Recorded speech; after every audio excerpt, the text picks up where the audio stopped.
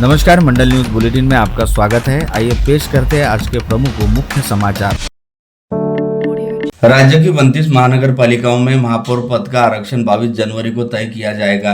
राज्य के नगर विकास विभाग द्वारा इस संबंध में लॉटरी प्रणाली से आरक्षण का ड्रॉ निकाला जाएगा। इस ड्रॉ प्रक्रिया पर पूरे राज्य की राजनीतिक निगाहें टिकी हुई है। साथ ही महापौर के आरक्षण की संभावित स्थिति को लेकर पहले से ही राजनीतिक समीकरण बनाए जा रहे हैं। इच्छुक प्रत्याशियों के बीच लॉबिंग और फील्डिंग का दौर तेज हो गया है। वही अलग अलग गुटों में उठापटक भी शुरू हो चुकी है। इस ड्रॉ के बाद यह स्पष्ट हो जाएगा कि किस महानगर पालिका में किस वर्ग का महापौर चुना जाएगा, जिससे स्थानीय राजनीति की दिशा भी तय होगी। बता दें कि राज्य की 29 महानगर पालिकाओं में 15 जनवरी को मतदान और 16 जनवरी को मतगणना की प्रक्रिया पूरी हुई। वही अब इसके बाद महापौर पद के आरक्षण की प्रक्रिया तय हो गई है, जिसके तहत सभी 29 महानगर पालिकाओं के लिए महापौर पद के आरक्षण का ड्रॉ आगामी 22 जनवरी को सुबह 11 बजे निकाला जाएगा। जिसके साथ ही यह स्पष्ट हो जाएगा कि किस नगर निगम में किस वर्ग का महापौर चुना जाएगा। नगर विकास विभाग द्वारा जारी पत्र के अनुसार यह ड्रॉ प्रक्रिया नगर विकास विभाग के राज्य मंत्री की अध्यक्षता में आगामी गुरुवार 22 जनवरी को सुबह 11 बजे मुंबई स्थित मंत्रालय की 6वीं मंजिल पर परिषद सभागृह में आयोजित की जाएगी।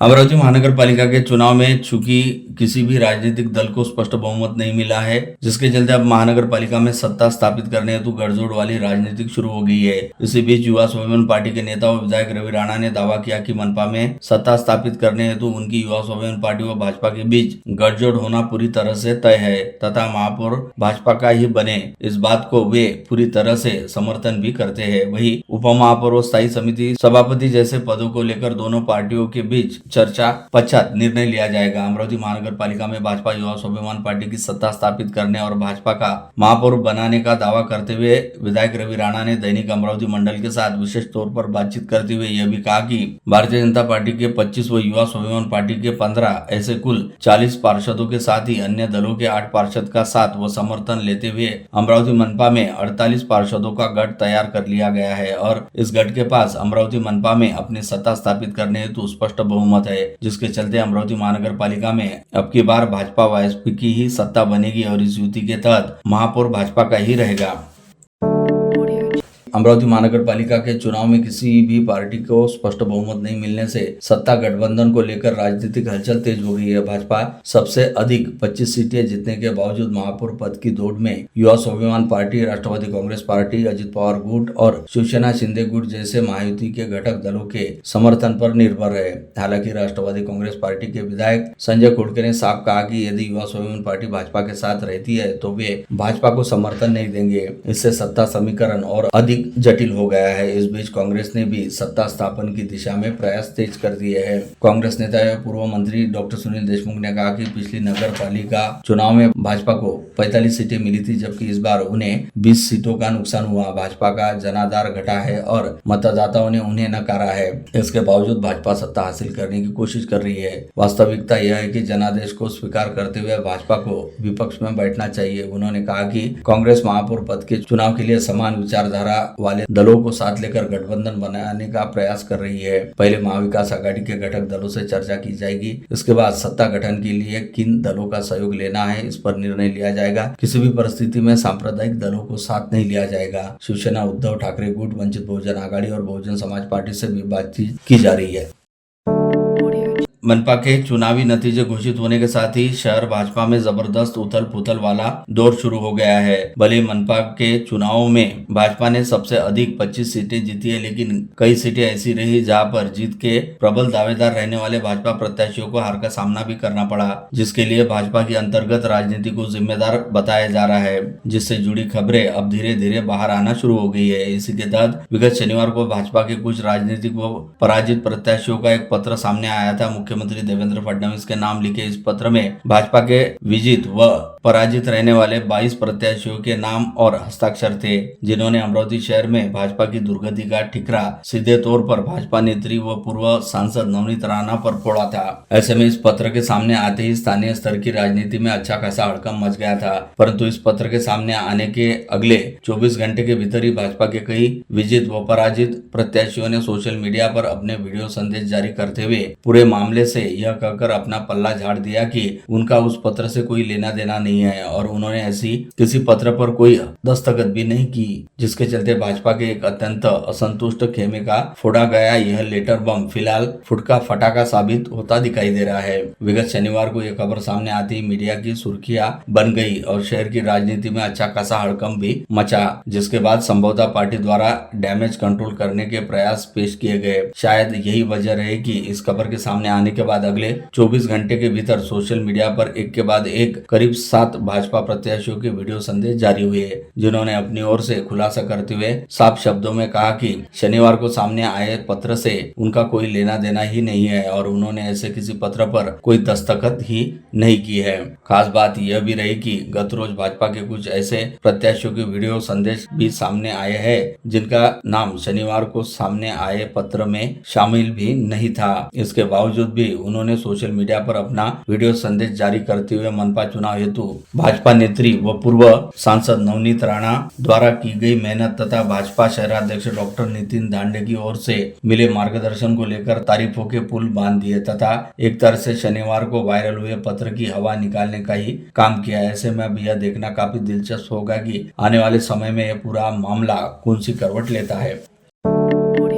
विगत शनिवार को मनपा चुनाव में विजित व पराजित रहने वाले भाजपा के 22 प्रत्याशियों का पूर्व सांसद नवनीत राणा के खिलाफ लिखा गया पत्र सामने आने और गत रोज उन्हीं प्रत्याशियों में से कुछ प्रत्याशियों सहित कुछ अन्य भाजपा प्रत्याशियों के वीडियो संदेश वायरल होने के बाद भाजपा शहराध्यक्ष डॉक्टर नितिन दांडे ने इस पूरे मामले को लेकर बेहद संतुलित व सतर्क प्रतिक्रिया दी, जिसमें डॉक्टर दांडे का कहना रहा कि यह पार्टी का अंतर्गत मामला है जिसकी पार्टी की ओर से गठित समिति द्वारा जाँच की जाएगी और समिति की रिपोर्ट के आधार पर ही अगला कदम उठाने के बारे में विचार किया जाएगा। इस पूरे मामले को लेकर दैनिक अमरावती मंडल के साथ विशेष तौर पर बातचीत करते हुए भाजपा शहराध्यक्ष डॉक्टर नितिन दांडे ने कहा कि विगत शनिवार को सामने आए पत्र में जिन जिन लोगों के नामों का समावेश है उनमें से अधिकांश के साथ उन्होंने खुद व्यक्तिगत तौर पर बातचीत करते हुए हकीकत जाननी चाहिए, तो उन सभी का कहना रहा कि उन्होंने ऐसे किसी पत्र पर कोई हस्ताक्षर ही नहीं किए थे। वही कुछ का कहना रहा कि भाजपा के एक पराजित प्रत्याशी के बुलावे पर वे उनसे मिलने उनके घर जरूर गए थे, लेकिन वह ऐसी किसी बैठक में शामिल नहीं हुए थे। साथ ही एक दो का यह भी कहना रहा कि उनसे एक कोरे कागज पर उनका नाम लिखकर हस्ताक्षर करवाए थे और कहा गया था कि इन हस्ताक्षरों के जरिए पार्टी के लिए एक निवेदन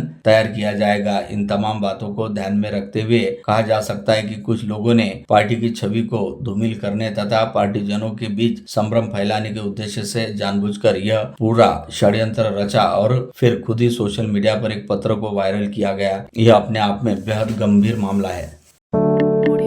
जब से महानगर पालिका के चुनावी नतीजे घोषित हुए तब से सबसे प्रमुख चर्चा इस बात को लेकर चल रही है तथा विशेष तौर पर भाजपा के पराजित प्रत्याशियों व कुछ पदाधिकारियों द्वारा यह आरोप लगाया जा रहा है कि मनपा के चुनाव में युवा स्वाभिमान पार्टी की वजह से भाजपा को कई सीटों पर हार के साथ ही नुकसान का सामना करना पड़ा और भाजपा केवल 25 सीटों पर सिमट गई, जबकि पिछली बार अमरावती मनपा में भाजपा के रिकॉर्ड 45 पार्षद निर्वाचित हुए थे और मनपा के इतिहास में पहली बार किसी भी पार्टी को इतना स्पष्ट बहुमत मिला था। परंतु भाजपाइयों द्वारा बड़े जोर शोर के साथ उठाए जा रहे इस मुद्दे के शोरगुल में यह तथ्य लगभग अनदेखा रह गया कि पिछले चुनाव में केवल 3 सीटों पर ही जीत हासिल करने वाली युवा स्वाभिमान पार्टी ने इस बार जबरदस्त उछाल भरते हुए 15 सीटों पर जीत दर्ज की है और 3 सीटों पर युवा स्वाभिमान पार्टी को स्पष्ट बहुमत से भाजपा प्रत्याशियों के साथ हुए वोटों के बंटवारे की वजह से हार का सामना करना पड़ा। अन्यथा उन 3 सीटों पर भी वायएसपी प्रत्याशियों की जीत लगभग सुनिश्चित थी। साथ ही अन्य 2 से 3 सीटों पर भी युवा स्वाभिमान पार्टी उलटफेर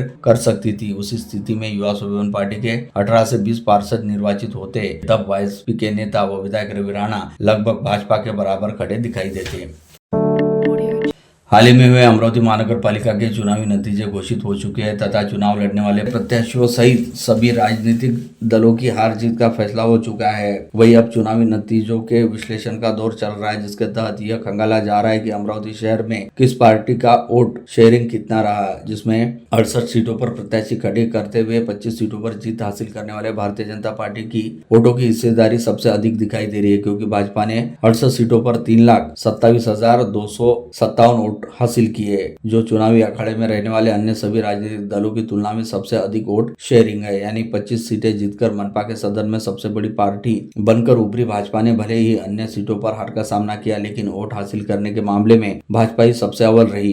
इसके अलावा 74 सीटों पर अपने पंजा चुनाव चिन्ह के साथ प्रत्याशी खड़े करने वाली कांग्रेस ने केवल 15 सीटों पर ही जीत दर्ज की है, लेकिन वोट शेयरिंग के मामले में कांग्रेस दूसरे स्थान पर रही, जिसे 75 सीटों पर 2,29,557 वोट मिले। खास बात यह है कि अजित पवार गुट वाली राकापा ने अमरावती महानगर पालिका की कुल 87 सीटों में से 85 सीटों पर अपने प्रत्याशी खड़े किए थे, जिसमें से राकापा के मात्र 11 प्रत्याशी निर्वाचित हुए। लेकिन वोट शेयरिंग के मामले में अजित पवार गुट वाली राष्ट्रवादी कांग्रेस पार्टी 2,20,758 वोट के साथ तीसरे स्थान पर रही। अमरावती महानगर पालिका के चुनाव में सबसे बड़ा कमाल और उलटफेर विधायक रवि राणा की युवा स्वाभिमान पार्टी तथा सांसद असुद्दीन ओवैसी की एमआईएम ने किया। युवा स्वाभिमान पार्टी ने मनपा के चुनाव में 36 सीटों पर अपने प्रत्याशी खड़े किए थे, जिसमें से युवा स्वाभिमान पार्टी के 15 प्रत्याशी विजयी हुए और युवा स्वाभिमान पार्टी को 1,09,931 वोट भी मिले। वहीं दूसरी ओर महज 25 सीटों पर चुनाव लड़ने वाली एमआईएम के भी 12 पार्षद निर्वाचित हुए और एमआईएम ने 25 सीटों के लिए 1,11,041 वोट भी हासिल किए। इन आंकड़ों को देखते हुए कहा जा सकता है कि युवा स्वाभिमान पार्टी सीटों के मामले में चौथे व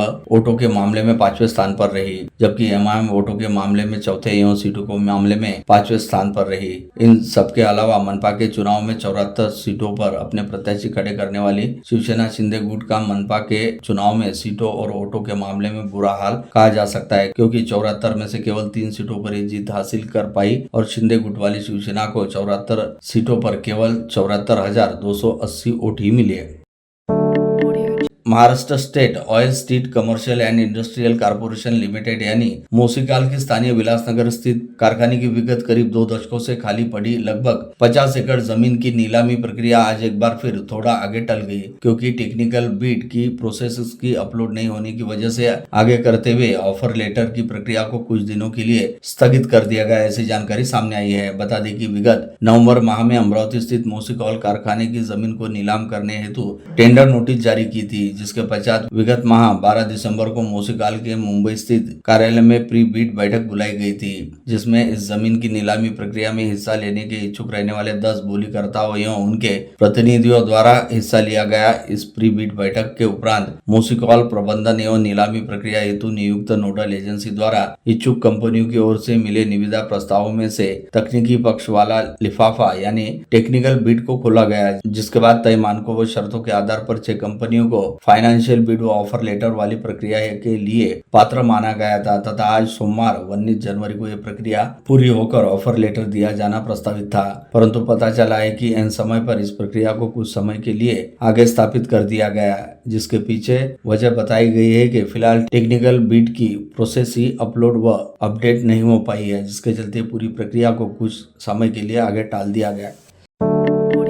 इस समय भारतीय जनता पार्टी में नए राष्ट्रीय अध्यक्ष को चुनने की कवायद शुरू हो चुकी है, जिसके तहत मौजूदा कार्यकारी अध्यक्ष नितिन नवीन ने राजधानी नई दिल्ली स्थित भाजपा मुख्यालय में अपना नामांकन प्रस्तुत किया। वहीं उनकी दावेदारी के समर्थन में आज मुंबई स्थित भाजपा के प्रदेश कार्यालय में भी प्रदेश पदाधिकारियों द्वारा पार्टी के प्रदेशाध्यक्ष रविंद्र चौहान को अपने अनुमोदन पत्र सौंपे गए। इस समय पार्टी प्रदेशाध्यक्ष रविंद्र चौहान की अगुवाई में प्रदेश भाजपा के 20 सदस्यीय दल ने राष्ट्रीय अध्यक्ष पद हेतु मूलतः बिहार से वास्ता रहने वाले नितिन नवीन की दावेदारी का समर्थन किया। श्री साईनाथ मंडल एवं सात खिड़की मित्र मंडल की ओर से नवनिर्वाचित नगर सेवकों का स्वागत व सम्मान समारोह उत्साहपूर्ण वातावरण में आयोजित किया गया। इस अवसर पर लगातार 7वीं बार नगर सेवक पद पर विजय प्राप्त करने वाले विलास सिंगोले के साथ डॉक्टर संजय शिरवाते, ललिता सुरेश रतावा एवं सुनीता मनोज बेले का पुष्पहारों से स्वागत व अभिनंदन किया गया। इस दौरान विलास सिंगोले की गुड़तुला की गई। इसके पश्चात गुड़ गौशाला में गायों को समर्पित किया गया। कार्यक्रम की अध्यक्षता सरदामल शर्मा ने की, जबकि मुख्य अतिथि के रूप में अनिल जुगर किशोर अग्रवाल उपस्थित थे। सुरक्षा रक्षकों की नियुक्ति हेतु पुराने जीआर से शारीरिक जांच करवाने की मांग को लेकर प्रहार जनशक्ति पक्ष ने आज जिलाधिकारी कार्यालय पर अर्धनग्न आंदोलन किया। विशेषकर 63 सुरक्षा गार्ड की शारीरिक जांच पुराने जीआर से करवाने की मांग बुलंद की गई। शासन और प्रशासन के विरुद्ध नारेबाजी करते हुए आंदोलन में वसु महाराज, गौरव ठाकरे, बंटी रामटेके, विनय जायले आदि उपस्थित थे। विदर्भ पटवारी संघ ने आज स्थानीय विभागीय आयुक्त कार्यालय के सामने विशाल धरना आंदोलन कर फेस रीडिंग ऐप बंधनकारक किए जाने का जोरदार विरोध किया। आंदोलन में सैकड़ों की संख्या में पटवारी सहभागी हुए। एक दिवसीय आंदोलन करने के बाद 26 जनवरी पश्चात इस मांग पर विशाल मोर्चा ले जाने की घोषणा भी पटवारी संघ ने की। अमरावती जलापूर्ति योजना के सिंबोरा डेक वर्क्स की महाराष्ट्र राज्य विद्युत वितरण कंपनी के मार्फत सबस्टेशन में देखभाल और दुरुस्ती का काम किए जाने पर सिंबोरा की विद्युत आपूर्ति व पंपिंग बंद रहने से 24 जनवरी को दिन भर अमरावती व बडनेरा शहर की जलापूर्ति बंद रहेगी। नागरिक पानी का संग्रह कर रखे और पानी का पर्याप्त इस्तेमाल करे, ऐसा आह्वान अभियंता ने किया। कांग्रेस के वरिष्ठ नेता पूर्व मंत्री बालासाहेब थोरात आज पालक मंत्री डॉक्टर सुनील देशमुख के रुक्मिणी नगर स्थित निवास पर पहुंचे। उन्होंने डॉक्टर देशमुख की माताजी के पिछले दिनों निधन पर शोक व्यक्त किया।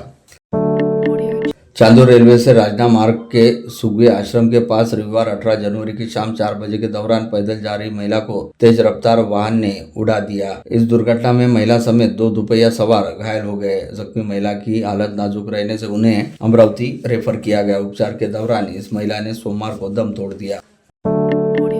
तिवसा शहर से सटे राष्ट्रीय महामार्ग पर वनी फाटा परिसर में शुक्रवार दोपहर करीब 1:30 बजे बोलेरो और एक मोटरसाइकिल के बीच टक्कर हो गई। इस टक्कर में युवक गंभीर रूप से घायल हो गया। इस घटना से कुछ समय तक राष्ट्रीय महामार्ग पर यातायात बाधित रही। वनी फाटा परिसर में राहुल इंडियन गैस सिलेंडर का गोदाम होने के कारण यहाँ दिन भर नागरिकों और वाहनों की भारी आवाजाही रहती है। दोनों घायल युवक गैस सिलेंडर लेने जा रहे थे, तभी नागपुर की ओर से आ रहे बोलेरो कार ने इनको टक्कर मार दी। बडनेरा थाना क्षेत्र में रहने वाली एक 30 वर्षीय महिला को उसके पति समेत 3 लोगों ने मिलकर सामूहिक दुराचार किया। इस प्रकरण में बडनेरा पुलिस ने 17 जनवरी को पीड़िता के पति और उसके दोस्तों के खिलाफ मामला दर्ज किया। भरूच शहर में देर रात स्टंटबाजी कर रहे युवकों ने एक छात्र पर हमला कर दहशत फैलाई। बेवजह रोके गए छात्र पर हमला कर उसे गंभीर रूप से घायल किया। इस मामले में पुलिस ने 9 आरोपियों के खिलाफ अपराध दर्ज कर आगे की जांच शुरू की है। अमरावती जिले के चांदूर बाजार तहसील के शिरसगांव कस्बा पुलिस के दल ने एक कार में मध्य प्रदेश से अचलपुर की तरफ भारी संख्या में आ रहे प्रतिबंधित गुटखे को जब्त कर लिया। 3,88,000 रुपए समेत कार को पुलिस ने जब्त कर दोनों चालकों को गिरफ्तार किया। यह कार्यवाही कारंजा टी पॉइंट पर नाकाबंदी के दौरान की गई। धारनी में शनिवार की रात अज्ञात चोरों ने अलग अलग इलाकों में बैंक मैनेजर, नायब तहसीलदार सहित 8 घरों में सेंध लगाकर चोरी की वारदातों को अंजाम दिया। राधा कृष्ण नगर, शिक्षक बैंक परिसर और संतोषी माता मंदिर परिसर में हुई इन घटनाओं से पूरे शहर में भय का माहौल बन गया। न्यायालयीन कामकाज के लिए न्यायिक हिरासत में रहे कैदियों को लेकर जाते समय लापरवाही बरतने वाले 2 पुलिस कर्मियों पर दंडात्मक कार्रवाई की गई। इस प्रकरण में पुलिस मुख्यालय में कार्यरत पुलिस उपनिरीक्षक मनोहर राठौड़ और पुलिस जवान शैलेश लोखंडे को प्रत्येक 5,000 रुपए का जुर्माना ठोका गया। काम से घर लौटकर बाहर घूमने निकले एक 45 वर्षीय व्यक्ति को सड़क पार करते समय एक अज्ञात वाहन ने उड़ा दिया। इस हादसे में व्यक्ति की जान चली गई। यह दुर्घटना बुल्डाना जिले के मलकापुर शहर में महामार्ग पर घटित हुई। हादसे के बाद कुछ समय के लिए तनाव निर्माण हो गया था।